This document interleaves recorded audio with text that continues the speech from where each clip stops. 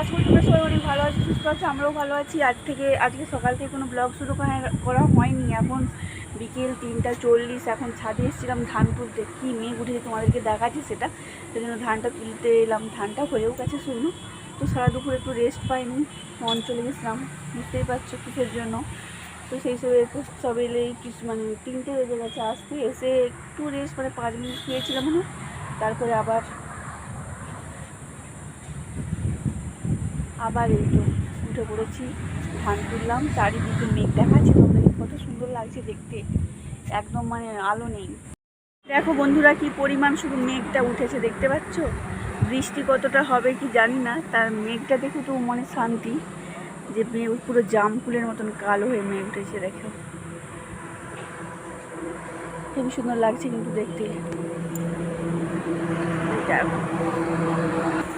দেখো চারিদিকটা কি বলে এটা, পশ্চিম আর উত্তরের কোণে মেঘ উঠেছে, মেঘ ডাকছে গুরুম গাড়ুম করে। এই দেখো কি অবস্থা, দেখতে পাচ্ছ বন্ধুরা। তারপরেই দেখো ঝড় শুরু হয়ে গেছে। আমি নিচে চলে এসেছি, অত ঝড়ের মধ্যে মধ্যে তো ছাদে থাকা উচিত না। তারপরে বিদ্যুৎও চমকাচ্ছিল। এই দেখো, আর এই উপরের ঘরটায় বসে আছি, তো জানালাটা খুলে। আর এমনিতেই তো গরম, কারেন্ট নেই, কারেন্ট চলে গেছে। যা মেঘ হচ্ছে কারেন্ট চলে যাচ্ছে। আর কাল থেকে যা কারেন্টের অবস্থা ছিল, খুব খারাপ অবস্থা। কত রাত্রে লাইন এসছে, পুরো গরমে একবারে সিদ্ধ হয়ে যাওয়া দেখা যাবে। এই দেখো কোথায় বৃষ্টি হয়ে গেছে, কি ঠান্ডা বাতাস, থেকেই হাওয়া দিচ্ছে, ভালো লাগছে। চলো পরে দেখো বন্ধুরা, তারপরে কি পরিমাণে বৃষ্টি শুরু হয়েছে। একবারে মুষলধারে বৃষ্টি। এরকম বৃষ্টি হওয়ারই কথা ছিল, কেন কি যা কদিন মেঘ গরম, ওদিকটা মানুষের শরীরে সীমা ছাড়িয়ে যাচ্ছিল। মানুষ কেন, গাছপালা সবাইয়েরই। তবে আজকের এই বৃষ্টিতে সবাই স্বস্তি নিঃশ্বাস করবে, মানুষ থেকে গাছপালা, পশু পাখি সবাই। তো আমার তো গাড়ি নেই, কবে আসবে তাও জানি না।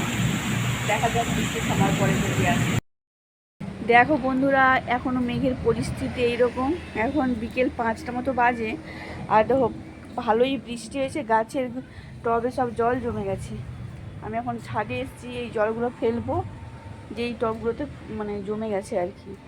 আর বৃষ্টির জল পেয়ে গাছগুলো একবারে তরতাজা সতেজ হয়ে গেছে। গাছগুলোর অবস্থা খুব খারাপ ছিল, খুব খারাপ। এই লেবু গাছগুলো, লেবু অনেক ঝরে গেল নাকি যেন, অনেক লেবু ছিল, তার মোটে কোটা রয়েছে।